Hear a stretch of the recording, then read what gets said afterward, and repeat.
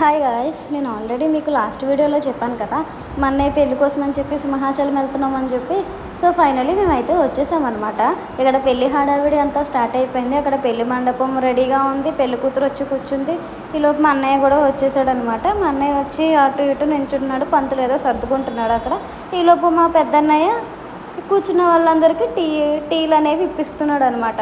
So అందుకని ఈలోపు మేము టీలు అవి తాగేసాము. టీస్ తాగేసిన తర్వాత మా వదిని మా అన్నయ్యని పంతులు గారు తీసుకొచ్చామని చెప్పారనమాట. వాళ్ళకి అక్కడ నించోబెట్టి ఫొటోస్ తీస్తున్నాడు ఫోటోగ్రాఫర్ అయినా. కొద్దిగా మా వదిన వాళ్ళు వెళ్ళి చీర కొంచెం అదే సర్దుతున్నారు. ఈలోపు మా వదిన్ని మా అన్నయ్యని తీసుకొని అయితే పెళ్లి మండపంలోకి అయితే వెళ్ళిపోయారనమాట. సో ఈలోపు పెళ్లి కూతుర్ని పక్కన కూర్చోబెట్టండి అమ్మ, పెళ్లి కొడుకుని ఒకరిని తీసుకురండి, ఎందుకంటే విఘ్నేశ్వరుడు పూజ చేయాలి కదా ఫస్ట్ స్టార్టింగ్. సో దానికోసం అని చెప్పేసి మా అన్నయ్యని ఒకరిని కూర్చోబెట్టి పంతులు అయితే పూజ అనేది స్టార్ట్ చేశాడనమాట.